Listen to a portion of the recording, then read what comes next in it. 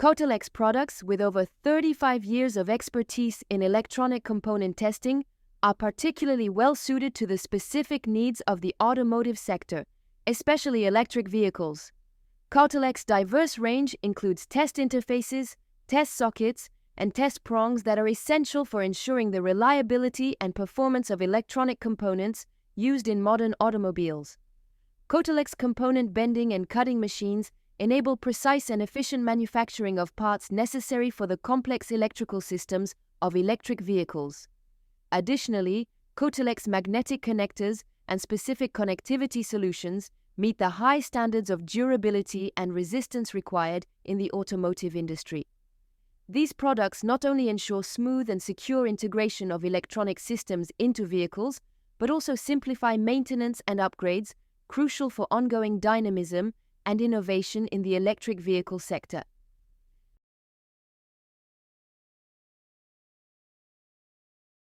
Let's now listen to our podcast, generated 100% by AI. Okay, so this week we're taking a look at electric vehicles in France. Ooh la la! Right. And you've sent in some sources that suggest you want to get beyond the hype to see how EVs are really playing out over there. And you're right to want that clarity, because EVs often spark these really polarized debates.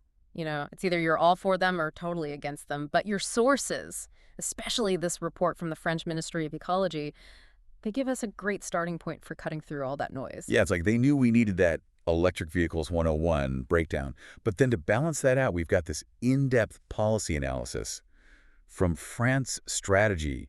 And that one, I have to say, sounds a tad more serious. It provides some really vital context. You see, the ministry document tackles those common misconceptions head-on, but France Strategy examines if EV policies are actually working, and crucially, for whom. Okay, so no simple answers today then, which I have a feeling you're perfectly fine with. You know me too well. But that's what makes this deep dive so fascinating. We're going beyond just the technology itself to understand the real impact of EVs in France. Exactly, and a good place to start is with those pervasive myths.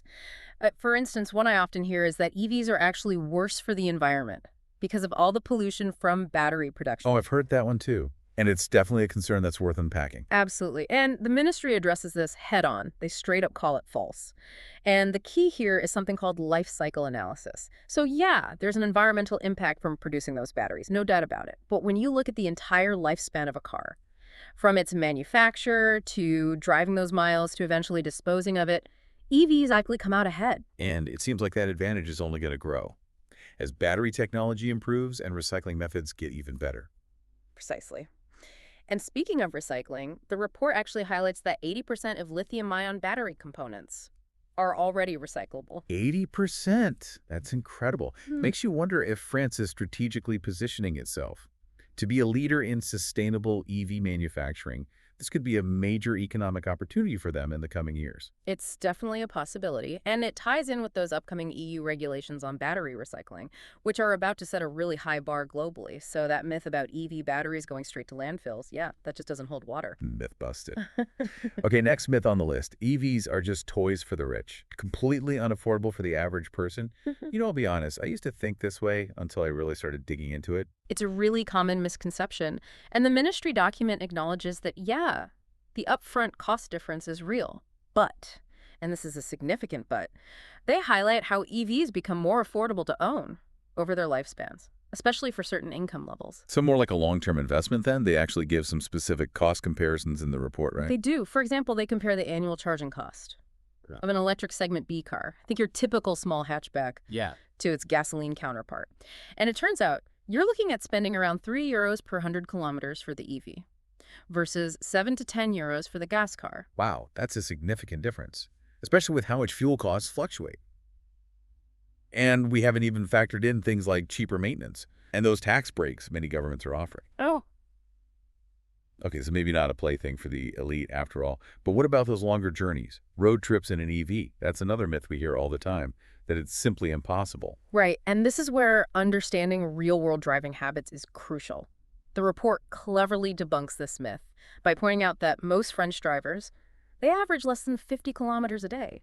So for everyday life, even with the current range of most EVs, it's totally manageable for a large portion of the population. It's about using data to paint an accurate picture of how these vehicles fit into people's actual lives, not just focusing on the hypothetical. Exactly. And it's worth noting, they also hint at the future by mentioning that the average EV range is increasing all the time, meaning those longer trips are becoming more and more feasible.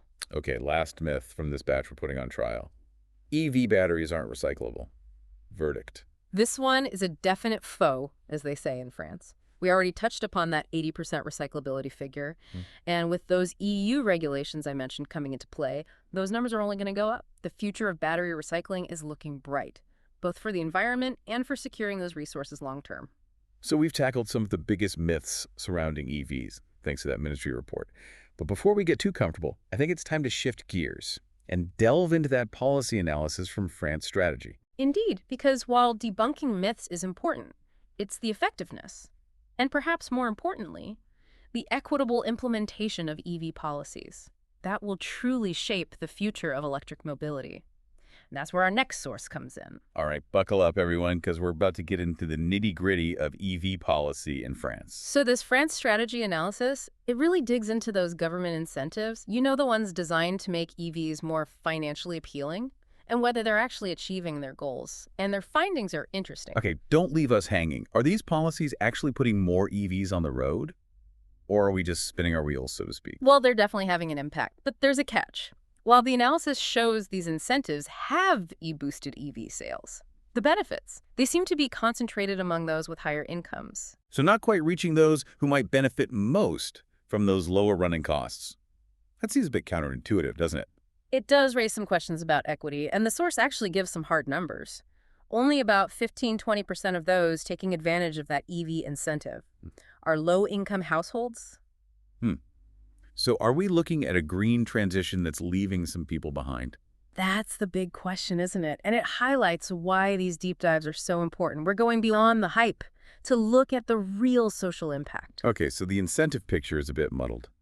But what other insights did France Strategy uncover in their analysis? Well, they stumbled upon this fascinating mismatch. Remember how we talked about the French love affair with used cars? Oh, absolutely. It was a pretty crazy statistic, if I remember correctly.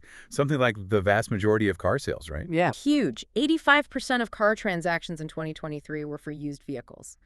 But here's the kicker. The used EV market is practically non-existent. I mean, we're talking a tiny fraction compared to the overall used car market. So you've got this massive pool of used car buyers, many probably driven by affordability concerns, but the supply of USD EVs simply isn't there.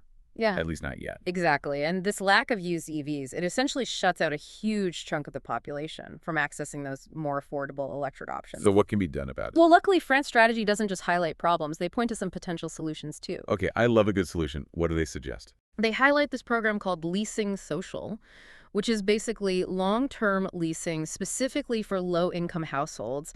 And get this, the initial uptake has been phenomenal. They were aiming for 25,000 leases in early 2024, and they ended up with double that, 50,000. Wow, that's impressive. It sounds like they've really tapped into a need there. It's a promising approach, for sure. It makes you wonder, though, even with these efforts to make EVs more accessible, are we just swapping one environmental problem for another? That's the million-dollar question, isn't it? I mean, we're talking about electric vehicles, but they're still cars. You hit the nail on the head. What about the overall environmental impact of our transportation choices? Exactly, and I'm glad you brought that up, because the source really got me thinking about that. It's not as simple as just switching to electric power, is it? Not at all. I mean, where is that electricity coming from? And what about the ethical sourcing of materials for these vehicles? The battery production, the disposal, it's all connected. You can't just get caught up in the excitement of new technology without addressing these bigger questions. Absolutely.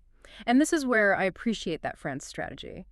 They delve into some of these more complicated aspects. For instance, they talk about the trend of larger and larger EVs, your SUVs and even bigger vehicles, and the dilemma they pose for sustainability, even if they are electric. Right. It's like we're trading in gas-guzzling SUVs for electron-guzzling SUVs. Not exactly a win for the environment.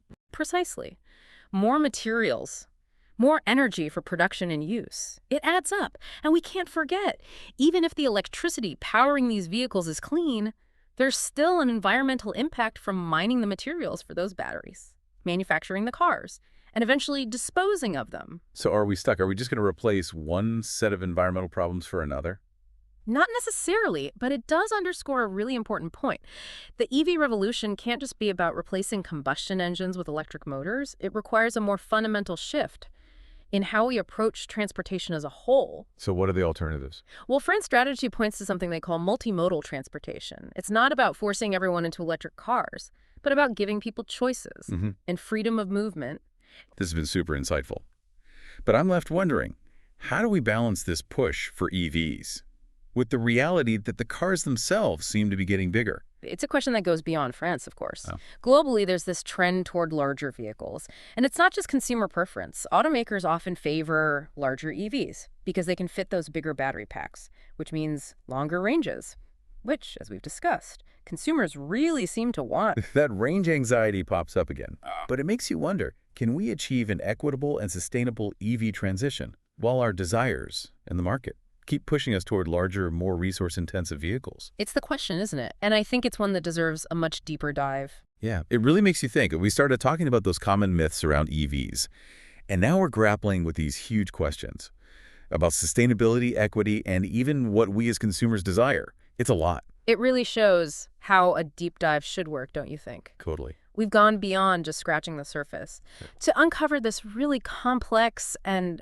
I'd say, fascinating issue. Absolutely, and Yeah. I'm honestly a bit surprised we got here just from looking at EVs in France. Right. But that's the point of these deep dives, isn't it? We're not just summarizing the information you send in. We're exploring the connections, the implications, those bigger questions that the sources raise. And here those questions go way beyond France. For sure, for sure. This whole trend towards larger cars, the desire for longer ranges, making electric mobility accessible to everyone, these are global conversations now. Exactly. And it brings us back to that idea, the multimodal transportation future that France strategy talked about.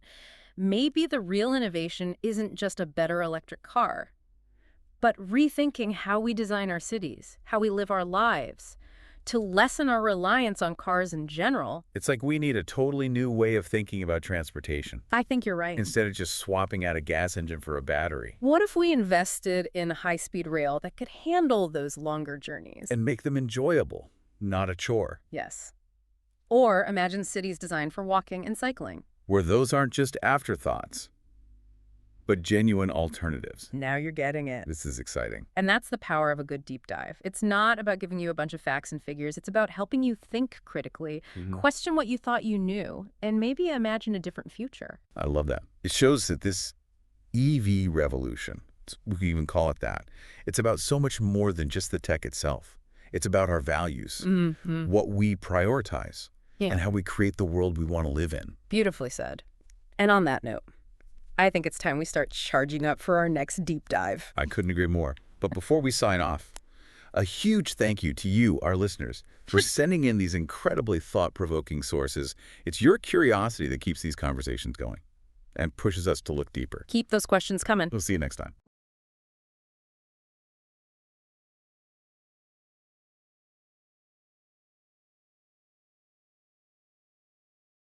Cotelec's products, with over 35 years of expertise in electronic component testing, are particularly well suited to the specific needs of the automotive sector, especially electric vehicles. Cotelec's diverse range includes test interfaces, test sockets, and test prongs that are essential for ensuring the reliability and performance of electronic components used in modern automobiles. Cotelec's component bending and cutting machines enable precise and efficient manufacturing of parts necessary for the complex electrical systems of electric vehicles. Additionally, Cotelec's magnetic connectors and specific connectivity solutions meet the high standards of durability and resistance required in the automotive industry.